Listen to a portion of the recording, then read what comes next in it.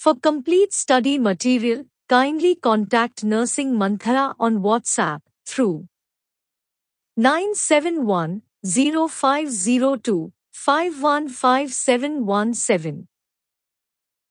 Question number 1. Which of the following factors is mostly responsible for fetal hypoxia during labor? A. Fetal descent. B. Dilatation of cervix. C. Uterine contractions.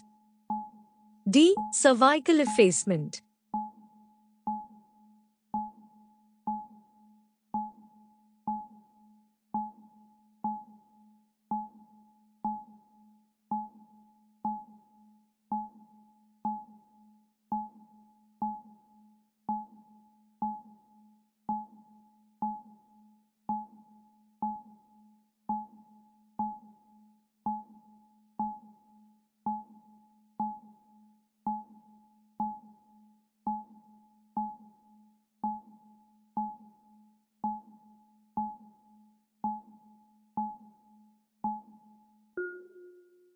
The answer is C. Uterine contractions. Question number 2.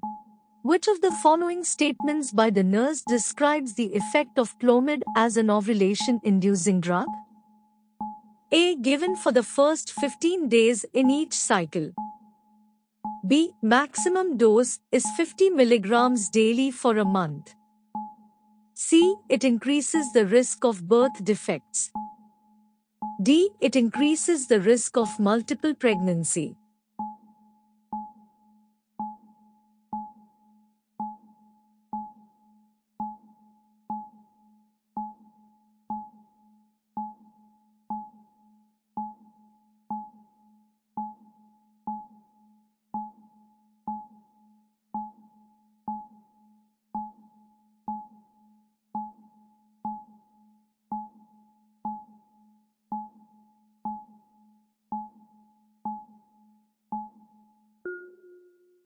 The answer is D. It increases the risk of multiple pregnancy. Question number 3. Which of the following statements describe the function of immunoglobulin G? A. It does not cross the placenta and is present in colostrum and breast milk.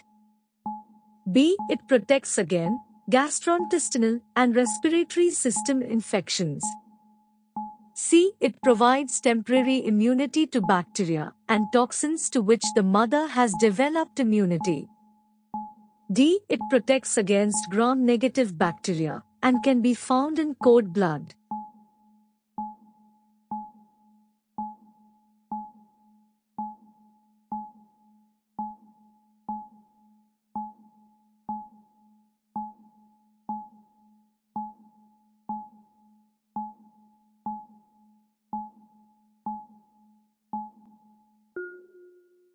The answer is C. It provides temporary immunity to bacteria and toxins to which the mother has developed immunity. For complete study material, kindly contact Nursing Manthra on WhatsApp through 971-0502-515717.